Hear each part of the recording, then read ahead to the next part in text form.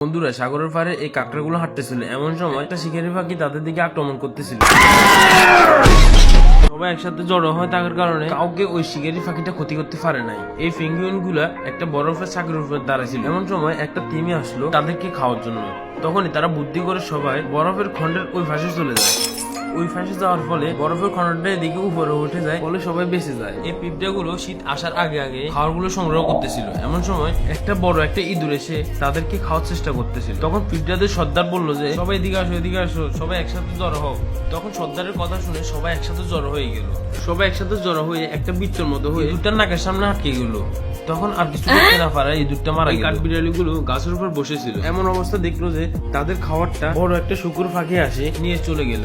তখন তাদের মাথা পুরো গরম হয়ে গেল। ওই শিকারিটা সবাই পিছনে লাগলো। সবাই একসাথে দৌড় দিয়ে একটা লাফ দিয়ে তার ফাটা ধরে নেয়। তখন সাথে সাথে একটা একটা করে সবাই একসাথে জড়ো হয়ে তাদের ফাটা ধরে নেয়। একটার পর একটা ফা ধরতে ধরতে তারা অনেক বড় একটা লাইন হয়ে গেল। তারা সবাই যে কোনো কিছু একসাথে করে, ওই জন্য কোনো ফা নিয়ে তাদের সাথে টাক্কা দিয়ে পারে না। ও কাঠবিড়ালিটা তার থেকে ওই ফলটা নিয়ে নেয়। তখন তারা একজন থেকে একজনের কাছে মারতে থাকে। তখন ওই ফলটা হাত থেকে সরে নিচে পড়ে যাচ্ছিল। তখন ওই ফাঁকিটা ধরে নেয় আবার।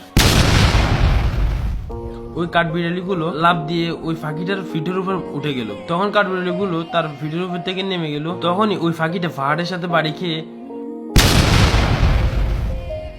ওই ফলটা আবার কাঠবিড়ালির কাছে চলে আসে। তখন তারা পেয়ে অন্য একটা কাঠবিড়ালি লাথি দিয়ে তাদের বাসার মধ্যে ফাটাই দেয়। তারা অনেক খুশি হয়ে যায়।